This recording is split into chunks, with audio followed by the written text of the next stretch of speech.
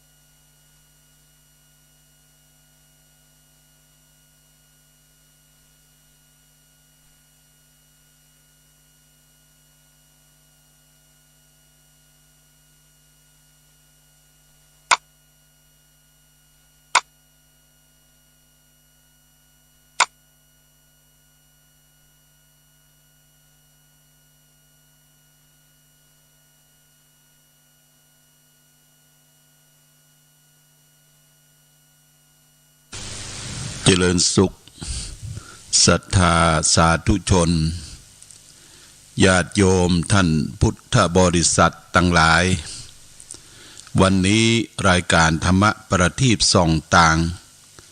ก็ได้มาพบปะกับพ่อแม่พี่น้องศรัทธาสาธุชนแห่งครั้งหนึ่งในช่วงนี้ก็เป็นช่วงยังเข้าอยู่ในเขตของฤดูหนาวญาติโยมก็ต้องระมัดระวังเรื่องของการรักษาสุขภาพร่างกายอากาศมักจะเปลี่ยนแปลงอยู่เรื่อยๆบึดร้อนบึดหนาวบึดฝนตกลมมาเราก็ต้องดูแลร่างกายของเราที่มันเปลี่ยนแปลงไปกับตามธรรมชาติที่มันเกิดขึ้นคนเราเกิดมาอยู่ใต้ธรรมชาติบ่อาจที่จะฝ่าฝืนกฎของธรรมชาติไปได้แต่ว่าเราก็จะต้องรู้สึกตัวเองว่าเมื่อบ่สบายเจ็บไข้ได้ป่วยขึ้นมาจะต้องไปหาหมอหายุกหายาเปิ้นได้ตรวจดูสุขภาพการตรวจสุขภาพนั่นถือว่าเป็นเรื่องดีเพราะว่าร่างกายอินทรีย์ของเราและท่านทั้งหลายนั้นบ่ฮู้ว่ามันเกิดโรคภัยไข้เจ็บอันใดเกิดขึ้นกับตนกับตัวเฮานางทางแพทย์ทางวิชาการการแพทย์ประเดี๋ยวนี้มันทันสมัยที่ว่าทันสมัยนั้นสมมุติว่าเฮาไปตรวจสุขภาพประจำปีเปิ้นก็จะตรวจที่เลือดญาติโยมเด้อเลือดหรือปัสสาวะอุจจาระของเฮาแล้วก็ตรวจแล้วเอาสิ่งทั้งหลายทั้งปวงในร่างกายเฮานั้นไปตรวจไปดูสุขภาพร่างกายว่ามีโรคภัยไข้เจ็บหรือมีผลเลือดเป็นอย่างใดประการใดเพิ่นก็จะเขียนออกมาเป็นเอกสารให้เฮาได้ดูแลแก้ไขรักษาไปตามที่มีเหตุปัจจัยที่เกิดขึ้นนั้นอันนี้เป็นสิ่งที่ดีเนญาติโยมเนอะมีโอกาสและเวลาก็ไปตรวจสุขภาพร่างกายของตนเองเป็นประจำปีเฮาก็จะอยู่สุขกายคนเฮาถ้าสุขกายและใจมันก็สบายความสุขของคนเฮามีสองอย่างคือสุขกายและสุขใจสุขกายนั่นก็คือร่างกายมามีโรคภัยไข้เจ็บมามีสิ่งอื่นใดมาเบียดเบียนมีสุขภาพร่างกายแข็งแรงนี่คือสุขกายแต่สุขกายยังบ่พอให้มันสุขขึ้นไปสุขอมตะสุขคือสุขยอดก็คือการสุขใจในญาติโยมสุขใจนี่เป็นปัจจัยสำคัญของคนเฮาทุกคนบางคนบางท่านบางครอบบางครัวเปิดมีความพร้อมอย่างทุกสิ่งทุกอย่างมีเงินมีทองมีรถมีรางมีบ้านมีช่องมีอย่างทุกสิ่งทุกอย่างแต่ว่าความสุขใจบ่มีนะความสุขใจบ่มีความสุขใจจึงเป็นเรื่องสำคัญแต่ใจเฮานี้มันรับอาหารของใจก็คือธรรมโอสถหลักธรรมคำสอนในทางพระศาสนาจะเป็นศาสนาใดก็ได้ญาติโยมถ้าทำใจให้สบายถ้าทำใจให้สุขสงบเย็นเพราะฉะนั้นสิ่งสำคัญปัจจัยสำคัญที่สุดของเฮาอยู่ที่สุขใจเมื่อสุขใจแล้วกายก็พลอยมีความสุขไปโดยนี่เป็นประการละสำคัญเพราะใจเป็นหัวหน้าใจเป็นประธานใจเป็นนายกายเป็นบ่าว กลายเป็นคนรับใจเมื่อใจเฮาดีละทุกสิ่งทุกอย่างก็ดีไปหมดญาติโยมอู้ก็ดีคิดก็ดีทำก็ดีเพราะใจดีนักปราชญ์เปิ้นบอกว่าใจดีใจพระพุทธใจบริสุทธิ์ใจพระธรรมใจงามใจพระสงฆ์พระพุทธช่วยนำพระธรรมช่วยแต่งพระสงฆ์เป็นแหล่งสร้างสมแห่งคุณงามความดีพระสงฆ์เนี่ยญาติโยมพระสงฆ์สาวกผู้ปฏิบัติตามหลักธรรมคำสอนของพระสัมมาสัมพุทธเจ้าพระสงฆ์นั้นเป็นผู้นำทางจิตทางวิญญาณของศรัทธาญาติโยมเวลาจะมีการทำบุญสุนทานทำพิธีกรรมต่างๆพระสงฆ์ก็จะต้องมีหน้าที่ที่จะจักจะจุงจะนำกินนำตาลให้แก่พ่อแม่พี่น้องศรัทธาญาติโยมทีนี้พระสงฆ์ในทางพระพุทธศาสนานั้นท่านแบ่งไว้เป็นสองประเภทพระสงฆ์ประเภทที่หนึ่งเรียกว่าอริยสงฆ์พระสงฆ์ผู้ประเสริฐผู้ปฏิบัติดีปฏิบัติชอบปฏิบัติตามศีลสมาธิปัญญารู้แจ้งเห็นจริงในหลักธรรมคำสอนขององค์สมเด็จพระสัมมาสัมพุทธเจ้ามีกายเรียบร้อยวาจาเรียบร้อยและก็ใจเรียบร้อยนี่เรียกว่าอริยสงฆ์พระสงฆ์ผู้ประเสริฐพระสงฆ์ประเภทที่สองนั่นก็คือสมมุติสงฆ์คือพระสงฆ์ที่สมมุติขึ้นมาโดยการมีอุปสมบทมีการบวชการเป๊กการบวชการเป๊กการอุปสมบทของพระสงฆ์จะสำเร็จลงได้ตามยัตติจตุถกรรมวาจาก็ต้องมีพระอุปชามีพระคู่สวดมีพระอันดับนั่งเรียงกันรอบพระอุปชารอบพระสงฆ์ที่จะอุปสมบทนั้นจะต้องอุปสมบทที่มีอุโบสถหรือโบสถ์ที่ได้ผูกพัทธสีมาเรียบร้อยแล้วนี่ญาติโยมพระสงฆ์ที่จะอุปสมบทในทางพระพุทธศาสนาที่สำเร็จสมมุติสงฆ์นั้นญาติโยมจะต้องมีอายุไขครบ20 ปีบริบูรณ์คือครบ20เนี่ย20เต็มถ้าบ่ครบ20บ่ครบ20เต็มเนี่ยเท่าที่สังเกตเห็นมาอยากจะให้บวชให้เป๊กเอาปีกล้วยเนี่ยมาเปาะแหมนะสมมุติว่าให้มันเต็ม19 ป่ายเอาปีกล้วยมาเปาะมาหอมแล้วก็ประอุปสมบทเป๊กไปแล้วนี่ญาติโยมสังเกตสังกาตุเจ้าพระสงฆ์สังฆาที่เป๊กอายุบ่เต็ม20เนี่ยมันอย่างใดอย่างหนึ่งมันสวึดสวือเป็นอย่างใดเป็นลักษณะบ่ค่อยเต็มอะนะบ่ค่อยเต็มศีลบ่ค่อยเต็มธรรมเพราะฉะนั้นจะต้องอุปสมบทมีอายุครบ20 ปีบริบูรณ์ที่จะมาบวชในทางพระพุทธศาสนาพระสงฆ์ที่จะได้บวชในทางพระพุทธศาสนาจะต้องได้รับอนุญาตจากบิดามารดาผู้ปกครองให้ก่อนได้รับอนุญาตจากบิดามารดาผู้ปกครองถึงจะเข้ามาบวชได้ถ้าบ่ได้รับอนุญาตก็บ่สามารถที่จะมาบวชได้ประการต่อไปพระสงฆ์ที่จะมาบวชเป็นสมมุติสงฆ์ได้นั้นก็จะต้องบ่มีโรคประจำตัวที่ร้ายแรงแต่ก่อนโรคประจำตัวก็คือโรคขี้ตูดโรควัณโรคเนี่ยโรคประจำตัวแต่ก่อนที่ยาบ่หายในปัจจุบันนี้ก็คือโรคเอดส์หรือโรคประจำตัวที่ร้ายแรงติดต่อได้ง่ายนี่เปิ้นก็บ่ฮือบวชจะต้องมีใบรับรองจากแพทย์มาก่อน ถึงจะเข้าไปขอบวชกับพระอุปชาได้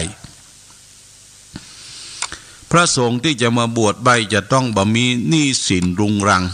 ญาติโยมไม่ใช่ว่าเป็นหนี้เป็นสินคนนั่นคนนี้หนีไปบวชอันนี้เพิ่นก็ห้ามบวชพระสงฆ์ต่อไปนั่นก็คือที่ห้ามบวชนั่นก็คือหนีทหารหนีเกณฑ์ทัพอายุ20 ปีและ21 ปีแล้วเพิ่นจะเกณฑ์ไปเป็นทหารเป็นรั้วของชาติประจำชาติหนีมาบวชนี่ก็บ่ได้มีหนี้สินหนีทหารมีคดีติดตัวก็บ่ได้ญาติโยมเด้อมีคดีติดตัวเพิ่นยังตัดสินบ่ได้เตื้อเนี่ยตัดสินบ่ได้เตื้อและก็แถมอย่างหนึ่งก็คือการถูกถอนนะถูกถอนก็คือการตัดอวัยวะเพศออกไปถูกถอนก็มาบวชบ่ได้อันนี้เปิ้นห้ามบวชในทางพระพุทธศาสนาเพราะฉะนั้นญาติโยมพระสงฆ์ที่บวชนั้นจะต้องมีร่างกายบ่มีโรคภัยไข้เจ็บอายุครบ20 ปีบริบูรณ์บ่มีหนี้สินรุงรังได้รับอนุญาตจากพ่อจากแม่บ่หนีทหารบ่หนีคดีติดตัวบ่เป็นหนี้เป็นสินพลุงพลังก็ถึงจะมาบวชได้แล้วก็บ่ติดยาเสพติดในปัจจุบันเนี่ยญาติโยมเด้อยาเสพติดถือโทษถือตาแล้วก็อายุบ่แก่จนเกินไปอายุบ่แก่จนเกินไปเนี่ยบางท่านบางคนใครบวชอายุ70 80เนี่ยมาบวชแล้วมันลำบากญาติโยมที่ลำบากก็เพราะว่าจะต้องไปเป็นเวียกเป็นการเป็นทุกข์เป็นย้อนกับคนที่เขาไปอยู่ร่วมกับเปิ้นเช่นใดบ่มีลูกมีหลานมาพ่อมากอยอันนี้ก็ลำบากเคยบวชเมื่อแก่เนี่ยนะเขาก็บวชเมื่ออายุไขยังหนุ่มพอที่จะนำทางปฏิบัติศึกษาพระธรรมวินัยได้จะต้องมีพระอุปชามีพระคู่สวดสำเร็จด้วยการบวชตามยติจตุถกรรมวาจาก็คือนักรักษาศีล227 ข้อเนี่ยสมมุติสงฆ์นะญาติโยมนะสมมุติสงฆ์นี่ก็คือลูกชาวบ้านทั่วไปที่มาบวชมาเฮียนมาศึกมาษามาปฏิบัติญาติโยมท่านสาธุชนทั้งหลายเอาจะได้รับข่าวเสพข่าวบ่อยๆหันข่าวบ่อยๆว่าตุเจ้าพระสงฆ์อำเภอนั่นอำเภอนี้ที่นั่นที่นี่บ่ค่อยจะเรียบร้อยบวชมาแล้วยังไปเสพสุรายังไปทำอย่างต่างๆผิดครอกผิดวินัยกรอบพระวินัยคำสอนที่เกิดขึ้นนั่นก็เพราะว่าเขาอยู่ต่างนอกเนี่ยนักกว่าอยู่เข้ามาต่างในคำว่าอยู่ต่างนอกเนี่ยเป็นฆราวาสเจ้าบ้านเป็นนักเลงการพนันเป็นนักเลงสุราคบคนชั่วเป็นมิตรเป็นนักเลงผู้หญิงแล้วเข้ามาบวชกว่าจะฝึกจะฝนจะอบจะรมนั่นมันยังบ่หายเตื้อมันติดนิสัยญาติโยมเนอะติดนิสัยของการติดมาจากเป็นฆราวาสเป็นเจ้าบ้านเพราะฉะนั้นจะต้องไปศึกษาอยู่กับครูบาอาจารย์ไปห้ำไปเฮียนไปท่องมนต์สาธยายมนต์พระสงฆ์ที่บวชอายุบ่ครบ5 วาษา5 พรรษาเนี่ยเปิ้นมือไปทางใดลูกสมัยก่อนเปิ้นฮ้องว่านวกะภูมิต่อย่องอยู่กับครูบาอาจารย์ปฏิบัติปัดโปอยู่ตามวัดวาอารามต่างๆนะเปิ้นบ่ปล่อยบัดนี้บวชได้สักวาษา2 วาษาเดินธุดงค์ญาติโยมนะเดินธุดงค์ไปกรรม